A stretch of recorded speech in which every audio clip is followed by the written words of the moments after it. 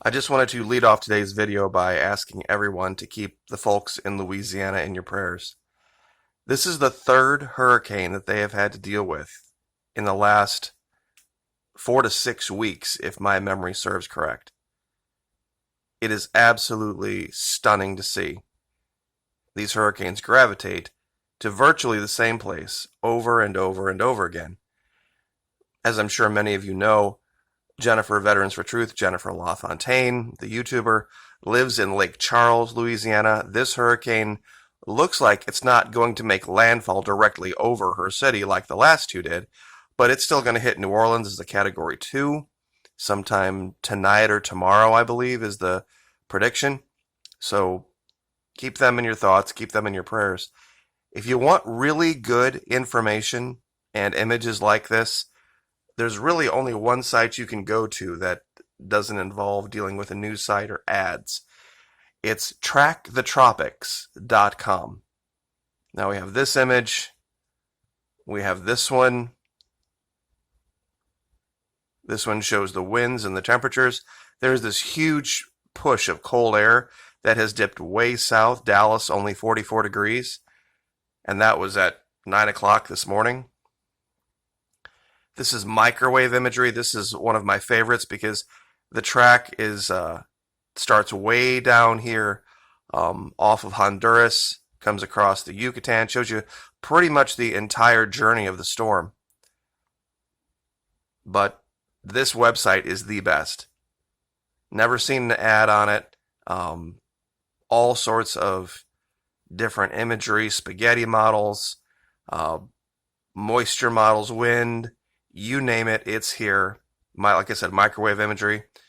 Best place to find all the information you need about this storm and any other. And I think they have archived images as well so that you can go and see older storms and kind of compare and contrast. Now, the main topic of the day. I can't believe we're talking about this again, but it has happened again. This time, it was off Athens, Greece. It was a ship formerly known as the HMS Berkeley, a British minesweeper that had been sold to the Greeks, and they had renamed it the Callisto. And it was basically cut in half by a cargo vessel. And I hope I have the name of this vessel right. Lounster, I believe is how you pronounce the name. Louncester.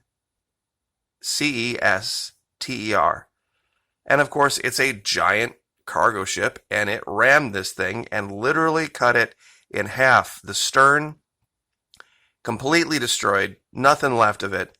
The bow was secured and kept from sinking. Everybody aboard survived. There were a few with injuries. But how this happens is just a mystery. By accident, how this happens. And as you can see here, this is a great shot of how high above the water the bridge of these cargo vessels is. I mean, this is like 14 stories. I mean, it's really kind of hard to put it in perspective how high up and how far they can see. And this isn't a little ship. It's just, with everything going on with China, and the way things are ramping up in the world, I just can't possibly conceive in my mind that one of these vessels would get hit, given all of the sophisticated electronics. This was a minesweeper. Some of the most high-tech detection equipment available was aboard this ship. And it doesn't take much to get out of the way. It really doesn't. Now, strangely enough, they have arrested the captain of the cargo vessel, which is a huge change from what happened. What would it be now? It's going to go on 4 years this spring, 3.5 years ago, over in Japan, where they just questioned the entire crew and then let them go. They've arrested the captain. Apparently, he left port without a navigator aboard. I'm not sure if that's exactly the reason they've arrested him, but the Greeks aren't playing. And I don't blame them. I really don't blame them. How in the world can something like this happen? And I mean, it wasn't very far from port either. As you can see, here's the port. Literally, and here's where the ship got hit. It just shows you that, I mean, this clearly the ship couldn't have been moving nearly as fast as the ACX Crystal was. The ACX Crystal was moving at, what was it, 12 knots, 13 knots? Something like that when it hit the Fitz. So this ship was barely moving, but when you're that big, it doesn't really matter. Now, one thing that did kind of play a role here is these minesweepers are fiberglass. They're not steel like destroyers are. So I'm sure that played a role in why this literally got sheared in two and the stern completely destroyed. That there wasn't more contamination is kind of strange. They said there was very little fuel spilled. Apparently wherever they keep the fuel wasn't overly compromised, or this ship didn't have a lot at the time. What its mission was, of course, was probably kept under wraps and what it was doing or where it was going. But it happened in the early morning hours. It was dark. But I still have a very hard time believing that this kind of stuff can happen with military vessels. I mean, cargo vessels bumping into each other, there's videos all over about that.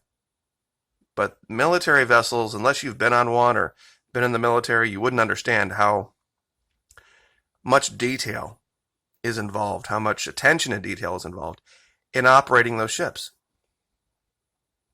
You don't even get close to one of these things. You want to have a bad day? Go get in a boat and just aim the bow of it at any military vessel and just start heading toward it. That'll be a bad day for you. It will be a very, very bad day. And I don't care what the vessel is or where you're at, especially the U.S. military. You just don't get that close. So this is what the ship looks like, or looked, I should say, looked like before. Now, not nearly as big as the Fitz or the McCain, but still, once again, a very, very important asset, a minesweeper. Now, when you add that to this story, which is what we were originally going to talk about before this happened, it puts everything in perspective. Taiwan can now complicate China's invasion plans by buying hundreds of Harpoon missiles.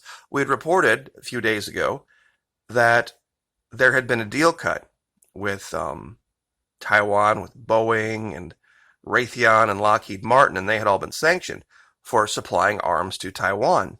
Land attack missiles, different systems. Well, now, here we have McDonnell Douglas. Since I guess they weren't listed as a sanctioned company, they decided to go ahead and announce this. And the Harpoon is no joke. Seriously, the Harpoon missile system can easily take out an aircraft carrier. One shot. No problem. Piece of cake. Put it on the seafloor. Turn it into a reef. Just days after the United States approved 3 major new arms deals for Taiwan, the U.S. State Department has now sanctioned the sale. In this case, sanction means put their blessing on. The sale of up to 400 Boeing-produced, it's Boeing now. I thought it was McDonnell Douglas. My apologies. Harpoon anti-ship missiles. Should the sale proceed as planned, Taiwan would have a highly survivable counter to any potential naval assault by forces from the People's Republic of China, which has in the past threatened to invade. On October 6, 2020, the U.S. State Department notified Congress of the possible foreign military sale officially for the Taipei Economic and Cultural Representative Office in the United States, since Washington has no formal relations with Taiwan's government. Golly, think of that. The deal, valued at around $2.37 billion, still requires congressional approval, and its exact terms could be subject to change. The announcement comes around 5 months after Taiwan publicly declared it was looking to buy ground-launched Harpoon and mobile launchers. Now, I had read on another site that was a McDonnell Douglas asset. I'm going to have to look that up, and I'm sure a lot of people who watch my channel will look that up. I thought it was McDonnell Douglas, but anyway, speaking of the Harpoon, now this is 27 October, so this is yesterday. Let's go back to 6 August. Taiwanese F-16s begin flying patrols with live Harpoon anti-ship missiles to deter China. So they have them, and they want more. Why? Well, they're probably planning on firing them. And here's an F-16 Taiwanese outfitted with these things. And like I said, they're no joke, guys. These aren't little missiles. These are incredibly powerful missiles. 2 Taiwanese F-16A, they're technically fighting Falcons, but they refer to them as Vipers, have flown air patrol missions armed with live AGM-84 Harpoon anti-ship missiles. Taiwan's Liberty Times said the missions were launched amid fears of imminent Chinese military exercises that are expected to be designed to simulate capture of the Taiwan-administered Dongsha Islands in the northern area of the South China Sea.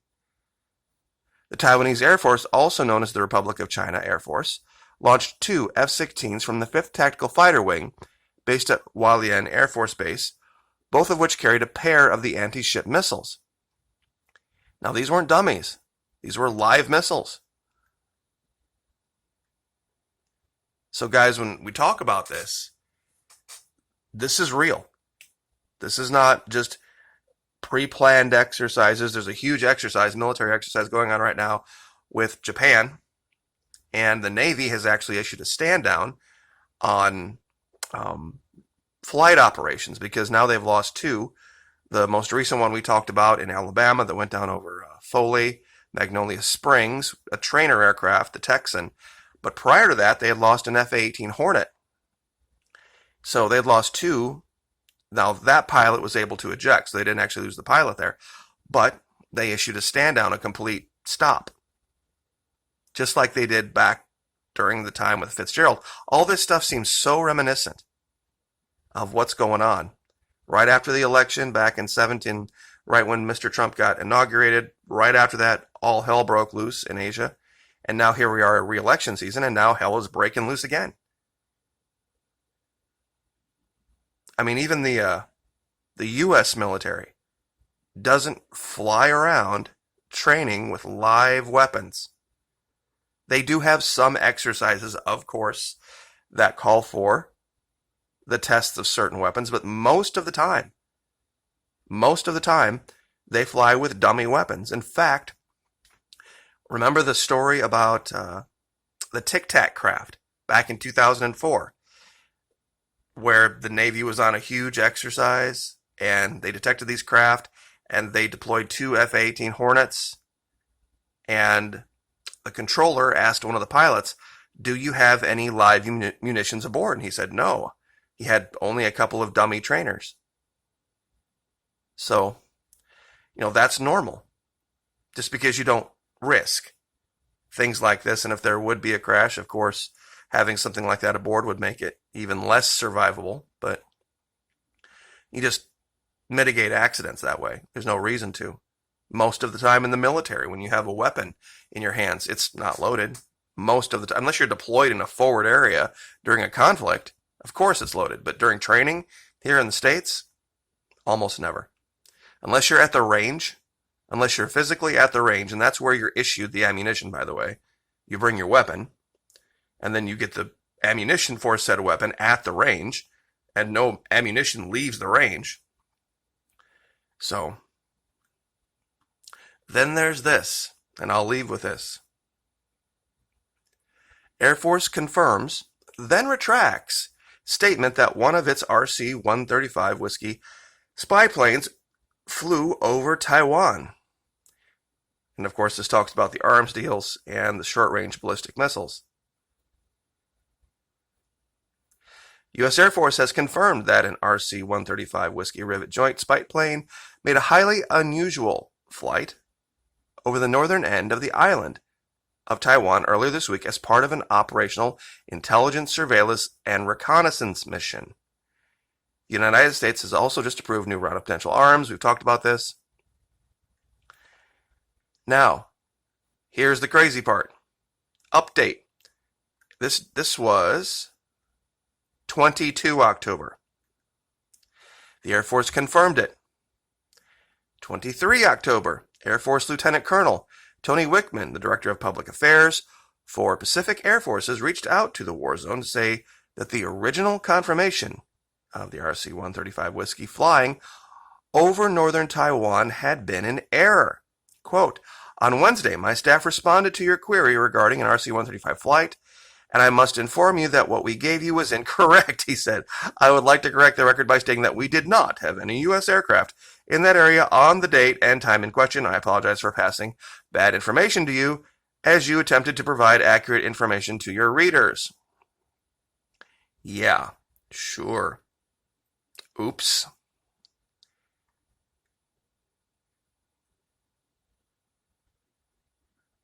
Okay, so here's the quote, the original statement. I can confirm that an RC-135 rivet joint aircraft did fly over the northern portion of Taiwan yesterday as part of a routine mission. A public officer for Pacific Air Forces, the top Air Force Command for Operations in the Pacific region, told the War Zone in a statement late on October 21, 2020. Quote, due to operational security, we are not able to discuss the specifics of that mission, and now they're saying that it never happened. That is definitely something military intelligence would do, at least these days. This is the mistake they made with the Fitz.